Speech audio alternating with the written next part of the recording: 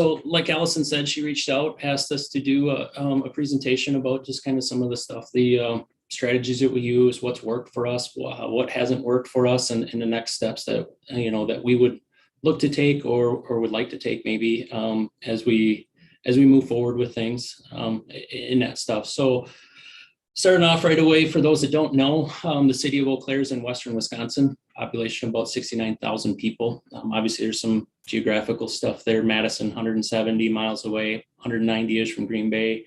Superior to our north, 150 miles, and then about 50 miles away from, or I'm sorry, 90 miles away from Minneapolis. So not too far away from the big city of the Twin Cities, but far enough away to not be there. Our operations, just as an overview, we have 97 miles of ice control routes that are separated into 13 separate routes. And that's what you see on this map here on the right-hand side. Each color represents a different route. So operators are assigned to those routes. And then that is their primary thing. If we're out putting salt down, these are the routes that we're on. And these are the only routes that get salt out of the entire city. From there, during the same operation, those operators then have a corresponding, with the exception of Route 1, all other operators have a corresponding secondary route, which is what you see in this other map. And what those are connector streets that we don't want a property owner to have to go multiple blocks without hitting a treated road of some sort. So that's the intention of these roads, that they are connecting to us. Also, if we had to do detours or something like that, these are roads that saw some treatment, or maybe they're business areas, but they're not business areas like you would think of as like a mall or in front of like a Menards or Walmart or something like that. A little less physical traffic that's on them, but yet important enough to see some maintenance. So these also get plowed every single time we do a snow operation. Again, we start with the ice routes. And they stay on those. Operators can deviate off those onto these secondaries if need be.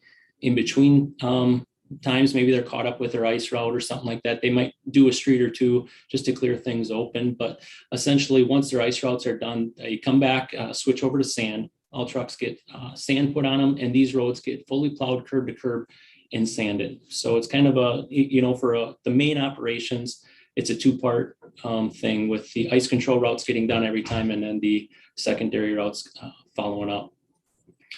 From there, our residential areas, as you can see, this is our entire city.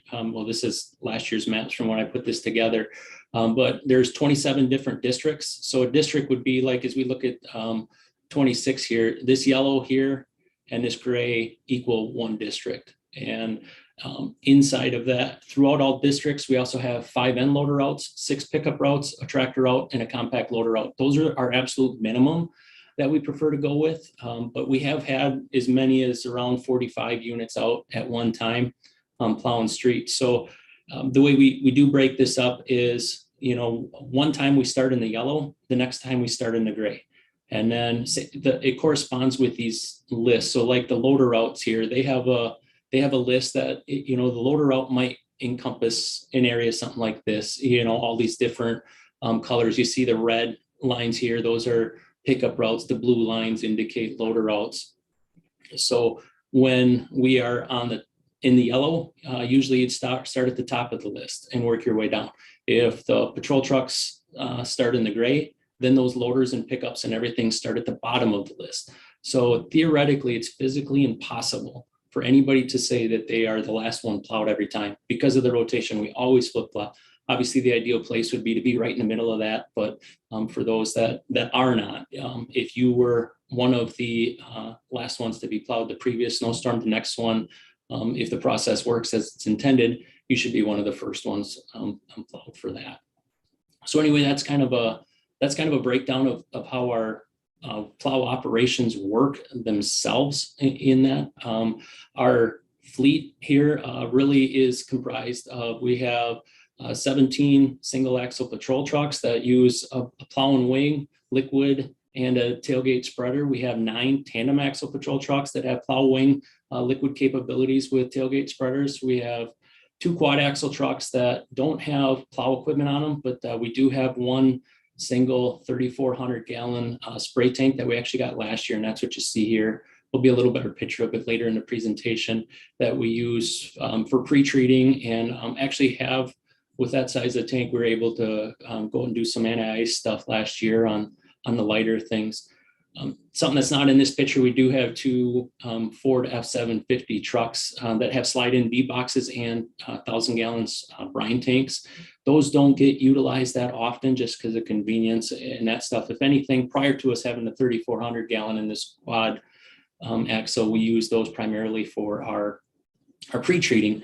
But by these trucks were new trucks to us, and we up to the bigger tank, because what it would take, obviously, for the simple math, 3 loads of the single or the F-750s would make 1 load of the quad, and we weren't able to get through all our desired routes in one day just because of travel time. By the time they get all the way down by the mall, the opposite side of town, or anything like that, they would have to drive all the way back, and it was so much downtime to reload and everything like that. So this unit here actually gives us an opportunity. We've cut down an operator, and that operator can go out and go do almost every single thing he needs to do without coming back and reloading.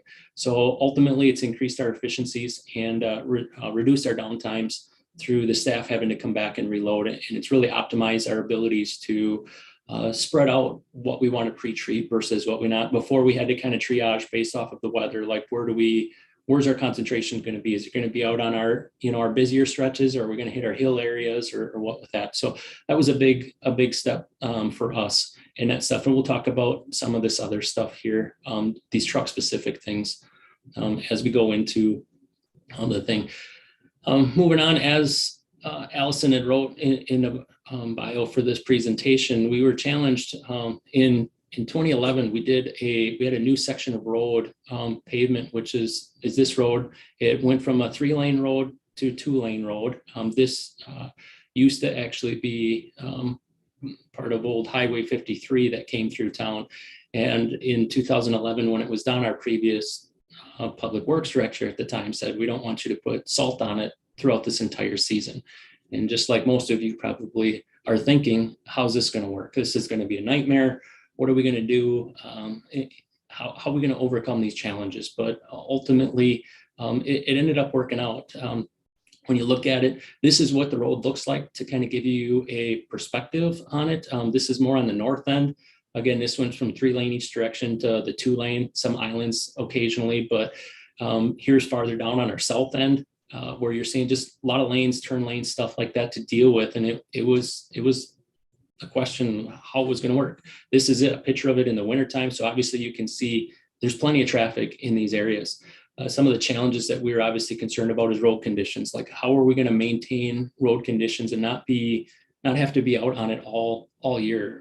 The public safety side of things, not just necessarily for vehicle traffic starting and stopping like that, but also, we do have pedestrian crosswalks in these areas, or just general accidents that from slippery conditions, somebody may be losing control while they're driving down the road. The temperatures, obviously, we know that when it's close to 30, we like it because we can just about plow it off regardless of the material that we put on, with traffic and tire friction, and obviously our friend the sun during the season. But what are we going to do at night, and especially on those times when it's really cold? What equipment are we going to use to do this? How are we going to isolate something or dedicate a truck to this that we can't have salt in? But this is only one aspect of an entire roadway. This 1.75 miles was really, at the time, probably about a third of the entire stretch that truck was supposed to cover. So logistically, it caused a challenge to overcome on how do we realign our routes so that other areas can get treated as intended, but we still maintain this section. There was a concern of, are we going to be able to do it with one? And then I think the biggest question, or one of the biggest challenges that we had to deal with, was how to keep the sand from freezing. We did put straight sand on it, no salt was mixed in the sand. And that was the overall, hands down, the biggest challenge, because we actually ended up working with a local ready mix company. And when we needed sand, we would take it right out of their bins that they were keeping them warm. So as operations went, we'd run the truck up there, and they'd dump it into a loader, and they'd put it right in our trucks. And then obviously that truck had to stay inside. But overall, it seemed to work out well. Some lessons learned that from that, it actually wasn't as bad as we expected. The wheel path developed from, just like everybody else knows, from tire friction and stuff like that. And there was overall minimal traffic issues. We really did not see much of any concern or feedback from the police department on it. This was really kind of before a lot of the social media stuff was really out there with Twitter and Facebook and that kind of thing. So there wasn't a lot of stuff to push out to the public, but out of that, the main road itself held up very well, and we learned a lot from it. The problem areas were, as they say here, is that there was salt from other routes that would get drug out onto this roadway, and then it would cause that slime and slurry and stuff like that. So that was probably our biggest challenge that we had to deal with. But when you look forward, as we fast forward to today, and what we learned and what we utilize is that road conditions will improve even if we don't put salt out. Communication is essential to community members and on what's going on. At this point in the last year, and I'll have an example coming up next in February of 2010, we actually went 13 days where we had a few different operations and we never put any salt out throughout that entire operation in our entire city. That it actually turned out really well, I think. We did use a standard salt sand mix that we use on any of our side residential streets, just as grit. Obviously, we didn't add more salt to it. We stayed in that 3 to 5% range of salt, more or less just to keep it from freezing. But it worked out really, really well for us. This is a couple of the social media things that we put out. Just essentially, this was day one when we were having. We knew that the temperatures were really going to drop. On this day, on February 5th, temps were around 11 degrees at 3 p.m. and they fell really quick through the night. And there was snow going on and stuff like that. So we made the decision that we were probably going to stop salting at some point, but we didn't know exactly when. But we wanted, we put this out there that, hey, this is going to happen. It's cold. We started our education, process on that. This next one, would have been by day 7 where we were into this. We had temps around 11 degrees again, and then they started to fall quickly. This actually was, I misspoke there. This was in the morning of the day of the 12th, to day 7, but we had snow that night. And roads were going to be snow covered. We were not going to use salt. And we put this out there to try to, help people understand why we weren't putting salt out on there. This is actually what it looked like the next day. I put this out there to the community. So these two pictures here are really just a zoom in of what it was. And I had used one of our traffic cameras in our downtown business district. And this was obviously at 7 a.m. Temperature was about -11. Just after that snowfall that we had received overnight. So you can see the road's pretty well covered. But then by 2 p.m., temperatures were at about -3. And you can see we got a significant amount of clearing. Obviously, the sun was out during this day, but again, no salt. This typically would have been a salted operation. We would have been increasing our salt rates to accommodate the cold temperatures, and sometimes probably doubling them. Right now we try to stay in that 150 to 200 pounds per lane mile. And there's no doubt we'd have been in that maybe 250 plus to make this work. But again, it worked out really, really well for us. But we really just tried to educate the community that it will get better. We just, give it some time, drive appropriately, and we'll be there.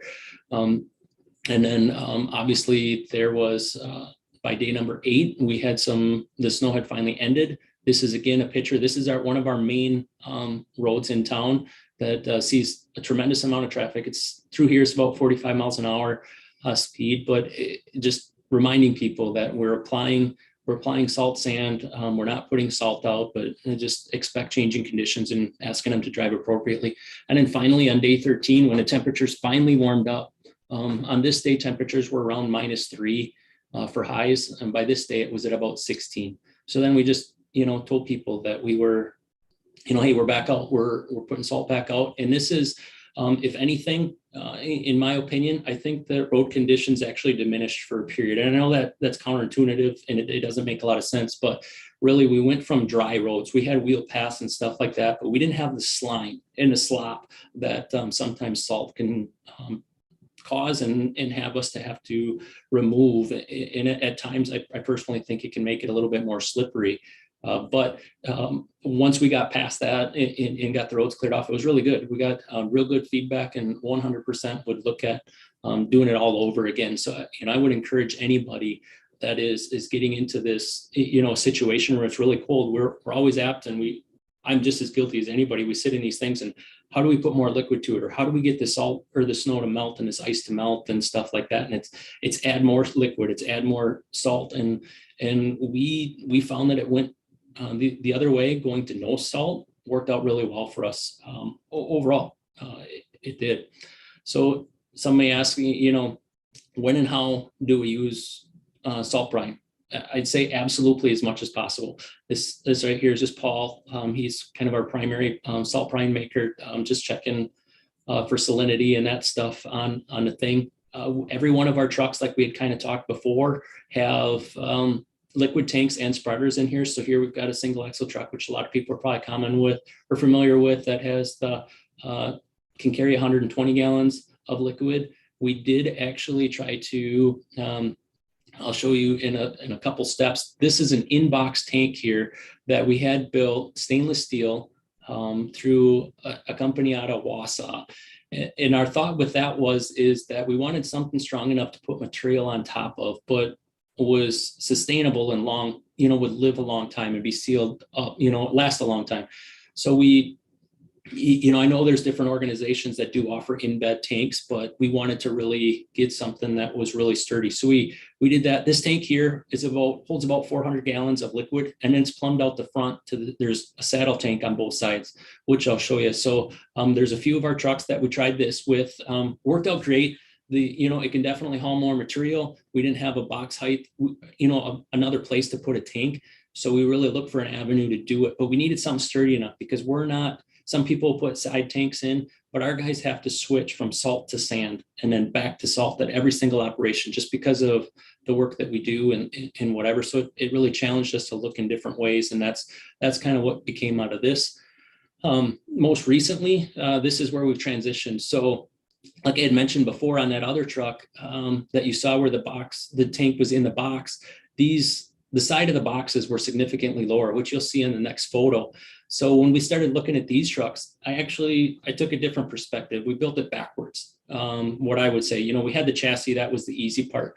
I looked at how can I get the most liquid on the side of the truck as possible, because the challenge with putting it in the box is that these trucks also need to be able to haul snow during a snow haul operation. So if we put a big tank in the box, that's limiting the amount of snow that we can haul. And sometimes we have to haul it halfway across town. So we really wanted to try to focus. The goal was to get as much on the side of the truck as possible. So this is a fully custom built tanks that we did. Again, started out with the box side, worked with the manufacturer, our bodybuilders and stuff like that to get tank height sides, box heights, and that kind of stuff, the elliptical body and that kind of thing. And I kind of had a preliminary idea about what we would get for liquid in this tank. Then actually, once the trucks were built, went to a company on the other side of the state, and we did custom tanks in it. And so some might say, well, that must have been pretty expensive. But in reality, by the time we subtracted, the 200 gallons that originally would have come on the truck, we took that cost off of it and added this in there. It wasn't a significant change for us in cost. And actually, we are able to, what was 200 gallons before, we're at 238 gallons per side now. So what we're carrying more on one side than we could carry in the whole truck before. And ultimately what this is this stops the driver from having to come back more frequently, because that was a big thing that we would get, they'd run out of brine. When we're pumping, we're trying to pump, I really like to see us running in the salt rate range of 60 to 80 gallons per ton on salt. My goal was always to really have it like a slurry, just like a paste. There was a lot of times where I would follow trucks right behind them while they're dispensing material. And the amount, if somebody physically does it, gets right behind the truck, it's incredible the amount of salt that bounces away. And so I looked at it, we kind of started changing gears, and instead of having the salt do all the work of melting it, I wanted to pour a lot of liquid at it, let the salt do the melt, or the liquid do the melting as much as possible. Granted, we just plowed it off, any excess snow. And then the salt is really just there to hold us until we get back. There's been a lot of people that have talked about or tried going all liquid, and that, it has their pros and cons to a certain situation. But a setup kind of like this really gives us an opportunity. We have a lot of liquid.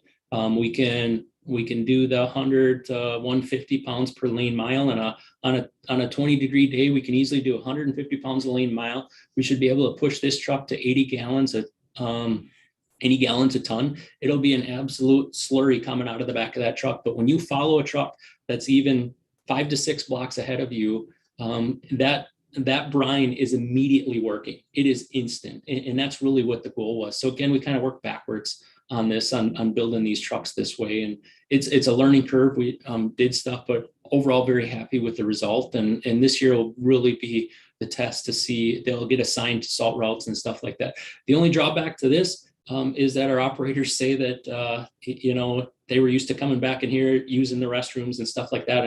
And when trucks out there for so long, it took away that time. So now they have to make a point to stop at a facility to use the restrooms. But overall, we're meeting our goal: less salt, more liquid. For that last truck here, this was one of those other ones. This one is a truck that has the tank inside. So there'd be one inside the box too. It's connected to these saddle tanks here. But as you see, we just didn't have the height here to go up and get any more liquid on it. So it was this situation here that really drove us to reevaluate the previous truck that you saw and utilize that. Our pre-treat truck, this is the one that we're using for that. We'll pre-treat 30 to 50 gallons a lane mile. And then we will do some anti-ice stuff in at 80 gallons per lane mile. It worked out really well for us last year during some storms. I personally had it out. Operators that were on the highway said that they could tell where I was. So pre-treating success. You don't see a lot of these pictures, so I wanted to show a couple for those that maybe haven't really seen this stuff. This dark area here was pre-treated from the day before. And obviously, as you see, it kept us from having to get out on that street. This is another big hill. This wet area hasn't seen any salt. It was pre-treated. Anything down here was not. Here's another area. This was on Christmas Eve, actually. All this area here was pre-treated the day before. So a significant difference there. It's really worked out, paid off for us. Kind of zoomed in on this.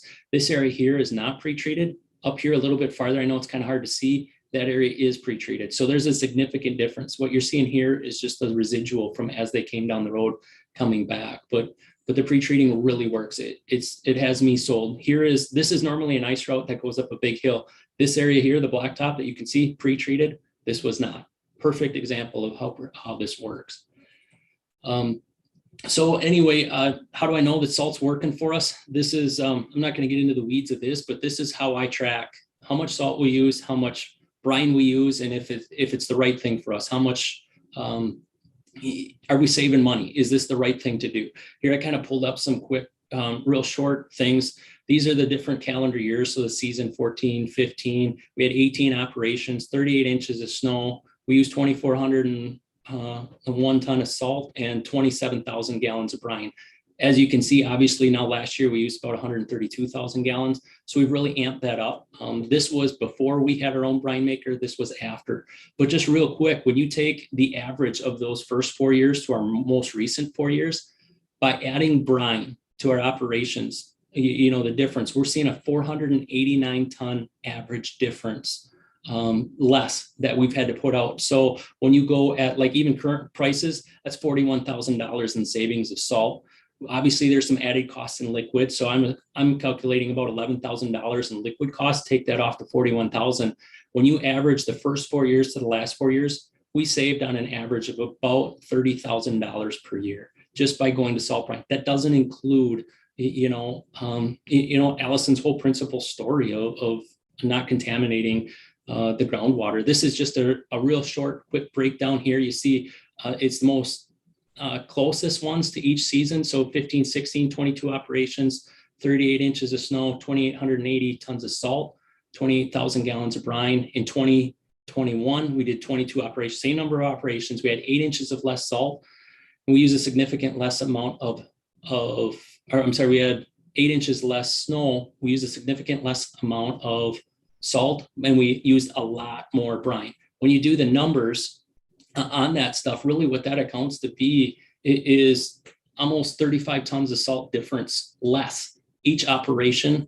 When you times it by the 22 events, 784 ton less of salt used between the 2015-16 season and the 2020-21 season. Ultimately, a savings of 64,000 at our current salt price.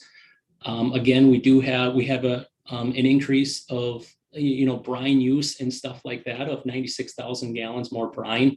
So there's some cost there that we had into that. But all in all, when you take, even with their salt savings, decrease the subtract the increase in salt brine cost, when you compare 15, 16 to 20 and 21, we saved about $48,000 in salt brine, or in salt expenses. Again, comparing that to, on top of that is the stuff that, Allison talked about, that there's that much less that's going out into our rivers and stuff like that, and potentially contaminated things.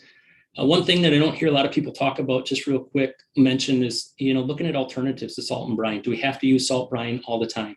I don't know for those. My answer is potentially. We've tried to look at different ways of removing that material from the ground without having to use salt or sand. This is an option. This is an icebreaker that we tried last year. I'm going to tell you the truth. There's a learning curve with it. There was definitely some things, but there is options there for us to go through here. You're going to see as it rolls through, it's just breaking up the ice, breaking up the snow as we go through. And here you'll see where that's the same path he went through, and this is an industrial area. You can kick the snow and ice right off the roadway there. This is just a close-up view, so you can really see exactly what's going on with it. Really, it was effective for us. This video here shows, after one pass with that machine, how much that operator was able to plow off that road. This is all stuff that we did not have to melt off with the use of salt, sand, straight salt, or any liquid. And this was not pre-treated or anything.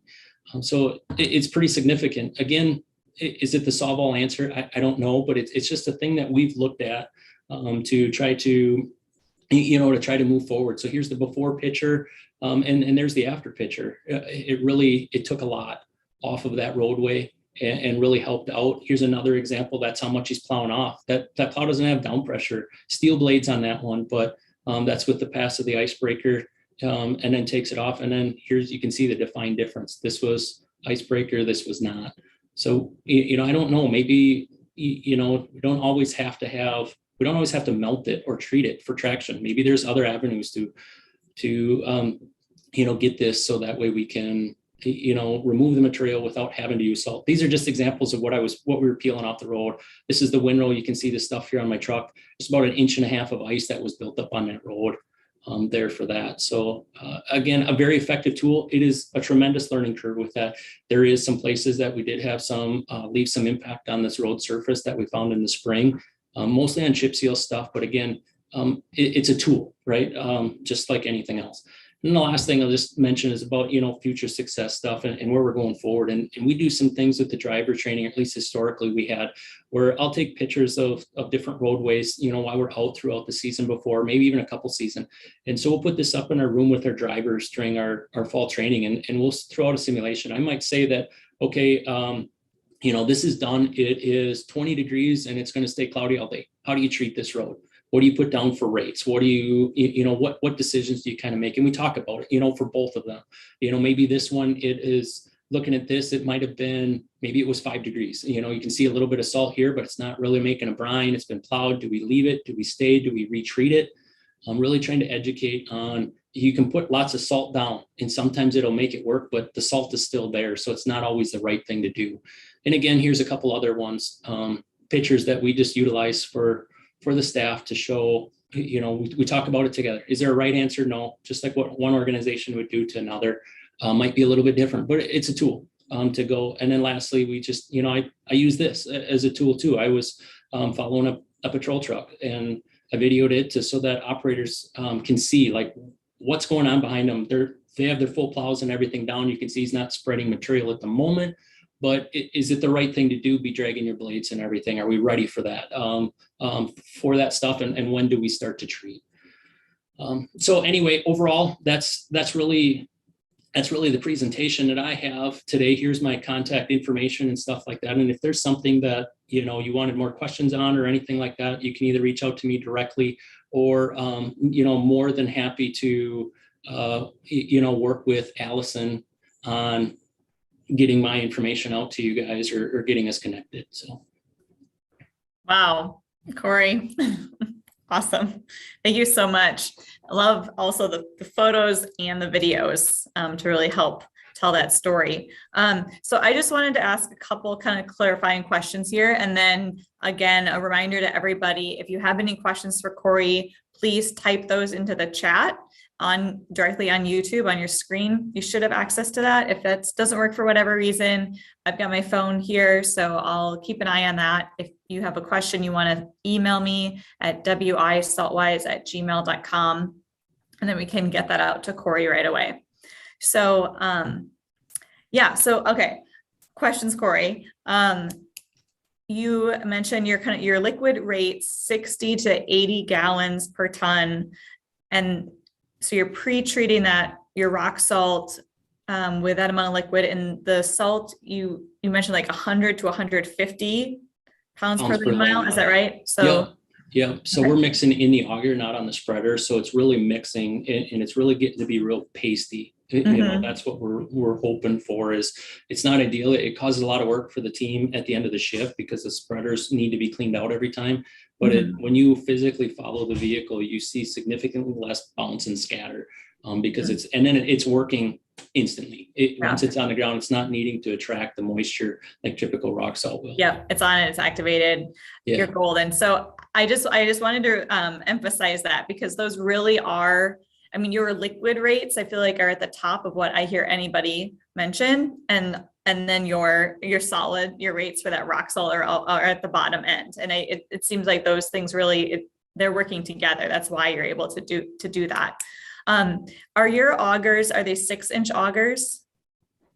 Oh, I believe they're 8s. I would have to double check. Kind of put me on the spot there, but I remember because with sand we had some problems with a few years ago. We got the wrong side, and then the flight, gap difference is a thing there too because we needed to be able to more with our sand. We couldn't put enough material out, and so when we were treating some of the hill roads, so we had to make sure we got the right augers. Big enough, yeah. No, I just asked because I know that definitely at the county level. People have like larger augers. I hear 9-inch to be pretty common. And then sometimes as people are trying to push those solid material rates down to, around 100 pounds per lane mile, they struggle because the auger is so big that it's hard to get consistent spread. So you're right. I mean, you see on the onboard computers, the operators will see a real fluctuation. It doesn't have enough time because it's doing for every revolution, it thinks it's putting out this much. And you're going, our team is only doing 20, 30 miles an hour at tops spreading. So it only wants to put a little bit out. It thinks it puts out too much. It stops and then it goes. So we see a big fluctuation, but we just try to tell our team, just let it go. Let it go. Yeah. Just let it go. And I think this, brings up what you have mentioned in the talk that, you're running sand and salt, like every single operation, with each truck to do that switchover. That's a lot. And then also to hear that those trucks are also sometimes hauling snow around, right? Like, so you're really kind of being pushed and pulled and challenged. That was like you've stepped up to that. That was a big driver for looking at the tanks and the custom tanks and building the bodies first and looking at that way so that we can hopefully optimize. We can haul as much liquid as we want, which is our ultimate goal. We don't need to haul volume of salt because we run out of liquid before we haul salt. Thing of the past, you ran out of salt before liquid. Now we run out of liquid before we run out of salt, but we need to be able to haul snow with them. So all right, we've got a question here that came in from Sue. Sue, and I know Sue is in Minnesota. She's asking, how did you manage public expectations when reducing salt? In all transparency, we don't put out there that we're reducing our quantities on that stuff. We just do it. And then, I've never had anybody ask me like, are you using less salt now or anything like that at all? It's, I think that if somebody was to ask me, it's I wouldn't be afraid to tell them, but in all transparency, I can't think of a time that we were directly asked, are you using less or anything like that? Collectively, the nice thing is that it's throughout our whole city. It's consistent. Obviously, in our community is a little bit unique that our county highway has a handful of main roads that go through, and as anybody knows, that the highway departments like to put salt down. Yep. and stuff like that. So somebody will see their roads are really wet, and ours have snow pack. So if I talk to them, I'll try to educate them on, friction, tire friction, and that kind of stuff, and rates that we're using and costs. I always say, I say this to my team, the amount of salt you can put in your hand will melt enough ice to do the job. You could put 3 times the amount down and get it done quicker, but you've left, 2/3 of that on the ground, and that's washing away, and that's where it costs a lot of money. So we ask for patience, drive carefully. A lot of the social media stuff that I put out, it talks about it, drive with care, take space, expect slippery spots. But we don't directly identify what rates that we're putting out to people. We just try to, monitor that internally.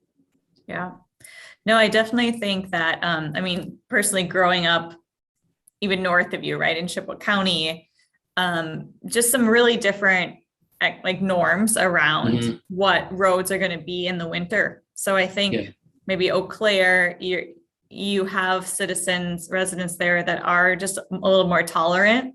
That we're living here in northern Wisconsin, and the roads are not bare pavement, right? I think you mentioned those to go 13 days, multiple events, no salt down, just winter sand. Salt sand. Yep. I think that there are a lot of communities that would say, we need to go with the MEG or the calcium chloride, and just, we're going to spend how many dollars, but we have to burn this off.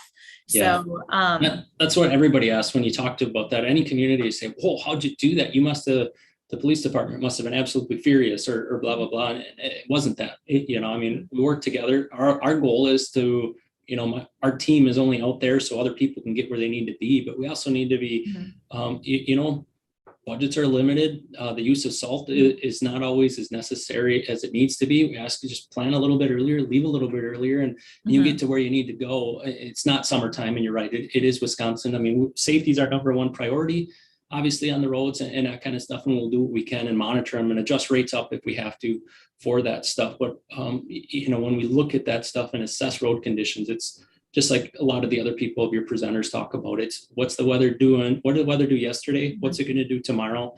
That it's not just what is it doing right now. I find myself when I'm looking at treating roads or assessing rates and stuff like that, I'm not looking at what it's doing right now. I'm looking at more, what is it going to do in the future? Is it going to drop hard? Is it going to warm up? There's leeway there. If it's going to warm up, I'm going to put less salt down because we'll get it off naturally that way. If it's going to freeze hard, do we want to get ahead of it? I don't want snowpack, but it's really looking forward. But it's trying to conserve that, from a budgetary stance to, environmental thing too.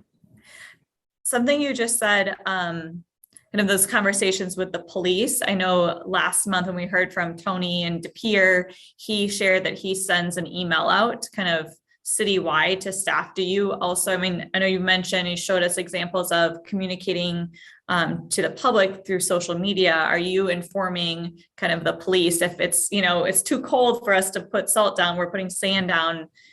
Sure. Well, every operation we do, there's, depending on the level, once we get to a winter storm warning, we'll do a bigger incident command structure notification to the surrounding. But even on the smaller side, every operation that goes out, our communication center through the police department knows about what's going on. So that goes to all patrol officers, our fire department, battalion chiefs, all that stuff. They're aware. We don't get a lot of feedback or conversation with them about direct rates. There's times that they'll ask questions they're very good about that. We don't try to tell them what to do, and they don't try to tell us what to do, but they'll ask questions, and that's fine. And if there's a big emergency or a big concern, we'll address that, possibly see how we can work together to remedy the situation. But on actual rates, no, I don't know if they'll know what not the rates, but just but we will. There can be times where if they're getting a lot of slide-ins or accidents or something, they'll reach out to us, say, hey, what's your guys' plan? This is what we're getting. So that's feedback, and then we address from there. Great. So we got another question coming in about your sand. So you're talking about you using salt eggs, I mean arterials, and then those kind of like secondary Secondaries. streets Yep. through some residential areas, putting sand down. So how do you handle the removal of that sand? Well, we have 5 street sweepers that go out in the spring and we collect as much of it as possible. Obviously, with the size of our city, we have a pretty significant MS4 stormwater permit. So if those people might be familiar with that, we have to track everything that we put out versus what we collect. And we'll gauge that, we have a good idea once we're off with our winter operations and stuff like that.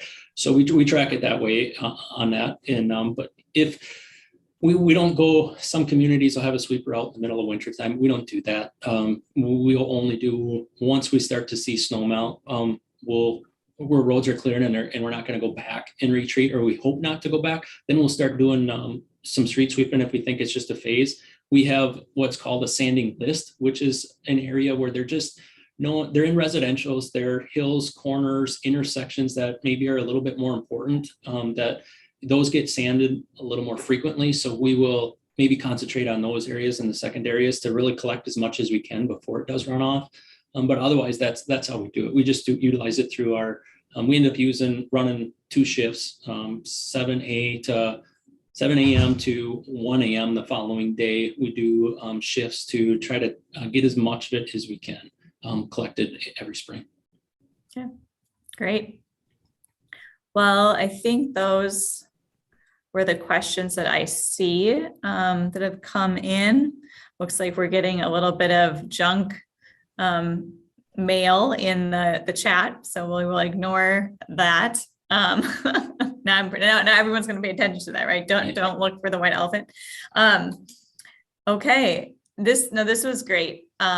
Corey, I love, so many aspects of what you're doing, from the communication to really kind of pushing the envelope with rates and liquids. I love that no one is always the last one to be plowed out. I think that's very smart. Excited to share that idea with others. And like you said, I know you put your kind of information out there. If others, have questions for Corey and want to email me, and we could maybe do like a group follow-up or something. But I mean, that's what these webinars are, right? Just keeping the conversations going. So absolutely. I really just thank you, Corey, for your time putting this together, sharing it out, and hope to stay in touch as you take your next step up the ladder. Appreciate it. But look forward to seeing you the next time I'm up in Eau Claire. All right. Sounds good. Thanks, Allison, for everything you do too. Appreciate it. Take care. Bye, Corey. Bye.